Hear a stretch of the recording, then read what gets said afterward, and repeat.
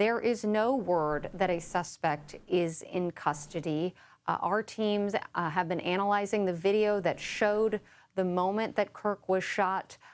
It did appear that the shot came from some elevated position. He was in a vulnerable position because there were elevated buildings around a large open grassy area that you're seeing there. You see students running in the immediate aftermath. Here is the video that we're talking about that appears to show the shot that was fired. We're told a single shot.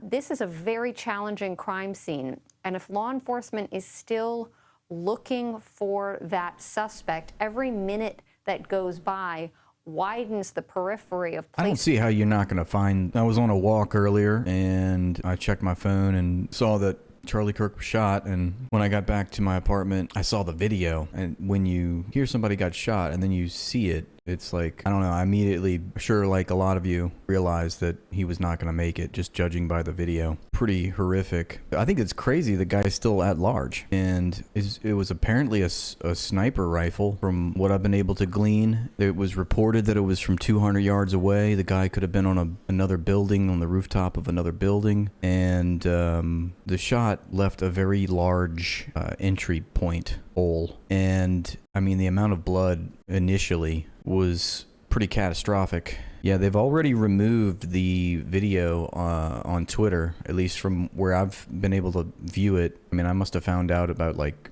10 minutes after it happened. I want to say it was like right around 2 p.m. And yeah, when you hear a headline like that, you think, okay, maybe everything's okay. But then you see the video and you're like, there's no way you make it back from that. I mean, it looked like he was dead instantly. Basically, you see choppers going around Salt Lake City and like SWAT team military style vehicles roaming the neighborhoods with armed men. So yeah, the guy is still at large, and that's pretty crazy given that it happened at Utah Valley University, and I'm sure it's all very much surveilled. And you know, if you're going to get onto the roof of a building, clearly you're being videotaped and surveilled, and how you're going to get up there without people noticing that you have a sniper rifle. I mean, I'm assuming, you know, you have I'm just trying to think of how this could have happened, you know? And I was thinking about JFK and how JFK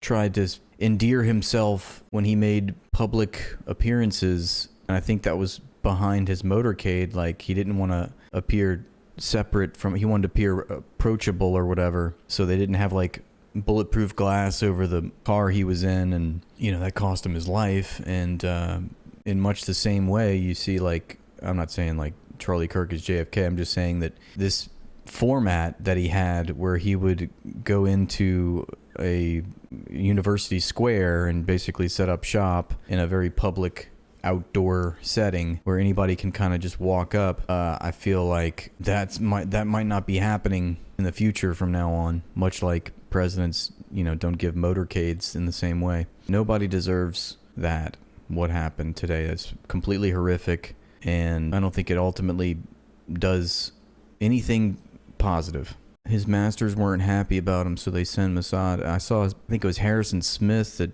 tweeted, people are sharing this tweet, that he said that he's acquainted with people close to Charlie Kirk, and Charlie Kirk was concerned that if he were to speak out against Israel, that this situation would happen. Why show remorse for profiteering hate mongers? I'm not showing anything. I am simply complying with YouTube standards and policies, and we do not condone the V word in any account, okay, against anyone. We believe that people have the right to free speech, and they should not be made targets based on exercising that right. But it does sort of tell you, I think the moral of the story is, don't simp for the ruling class, because you are expendable, and you are ultimately just there to do their bidding. And when they don't need you anymore, or when they need somebody to take the fall, you're the mark. You're literally the mark in the game. You have to wonder what the Trump administration is going to do. I can't imagine that it's going to be a good result, and people are obviously speculating that Trump will use this to ratchet up state terror, and it's hard to argue with that. Remember that there's one side in this struggle that wields a monopoly of, and that would be the state. Well, I don't know if it's to take eyes off of Doha. I don't think that, Doha isn't even the most crazy thing that's happened that Israel has done in the past month, you know? I mean, I don't think Israel needs any sort of pretext to continue what they're doing with impunity as they've been able to do. But, you know, we live in a world where many things happen, and yes, all phenomena are connected to some degree, but I think sometimes you have to apply Occam's razor, and we obviously live in a complex world, and there's many people in it and many identities, and things certainly happen, and some of it is coincidental and some of it is intentional, but it always, whether it's coincidental or intentional, it always serves to benefit those in power. And so you don't really need to wonder if it's a conspiracy. If it's a conspiracy, it's to serve the people in power. And if it's not a conspiracy, it will ultimately be used to serve the people in power. Everything's politicized. Everything is weaponized. Anyway.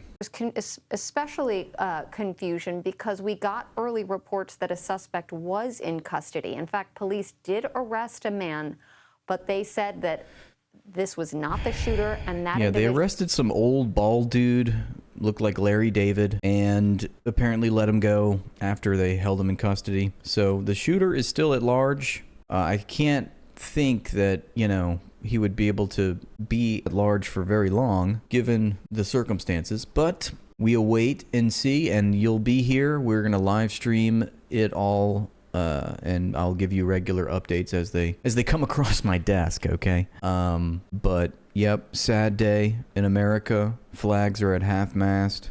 Thoughts and prayers, 1,000% thoughts and prayers to Charlie Kirk and his family.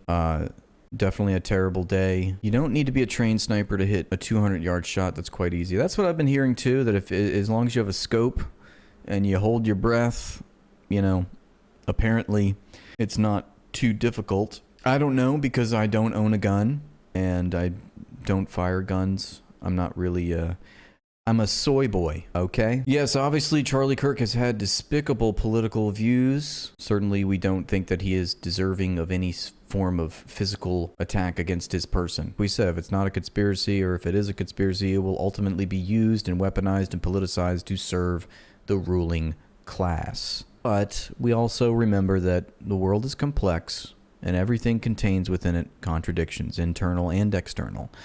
And there's always another side to the story. So we did see that also Satan has offered his thoughts and prayers. That should tell you everything. When you have oh no, this is a parody account. That's not it. That's weird. Did I block Netanyahu? Why? Yeah. See, this is my thoughts too. Alan McLeod said it. Live a life that never leads Benjamin Netanyahu to publicly pray for you. Look, praying for Charlie Kirk, says Satan. Yeah, when you got Satan praying for you, it's a bad look. That Harrison Smith tweet I was just talking about. I'm not going to name names, but I was told by someone close to Charlie Kirk that Charlie thinks Israel will K-word him if he turns against them. But I don't think that I mean, correct me if I'm wrong, I'm not a Charlie Kirk connoisseur, okay? But I don't think that he ever turned against Israel. And, you know, you see that we've got Benjamin Netanyahu praying for him. I feel like we should all just go kiss some walls. Can we just go kiss a wall in honor of Charlie Kirk? That's right, Ali. We don't condone violence against anyone practicing their freedom of speech regardless of their beliefs. This is America, folks. We value dissent. We value freedom and democracy and speech and non-speech, okay? We value it all. Elon Musk says the shot looked real bad, but I sure hope Charlie makes it somehow.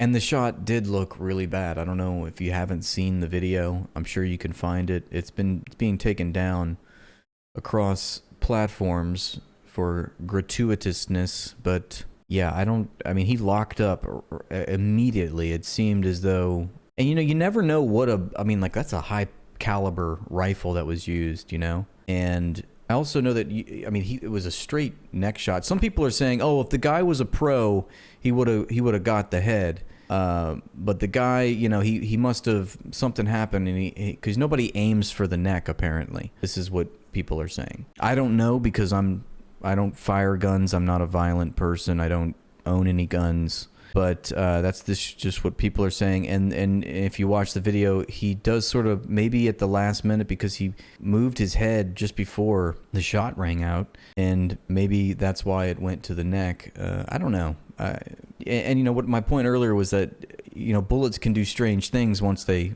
hit something. You know, they can zigzag. I mean, that's what happened to JFK too. Not that I'm analogizing JFK with Charlie Kirk, okay? Although in terms of like material effect on the world, I think JFK was far more detrimental, okay? But I just wonder, you know, what happened, you know, because the bullet could have, I mean, it's right there. Like, you're moving mass things inside of your head that shouldn't be moved. And, you know, perhaps the bullet zigzagged and also hit his brain and never went out. You would think that if it would, you know, went in, I was thinking there would be an exit wound, but there wasn't. So it's possible that the thing just like went and hit like a fucking pinball machine. I mean, as terrible as that sounds, I'm just trying to understand, you know, because it seemed like it was just instantaneous the way that it happened. It was truly horrific, and I condemn it in the strongest possible terms. I'm heartbroken, I'm horrified, I'm sad,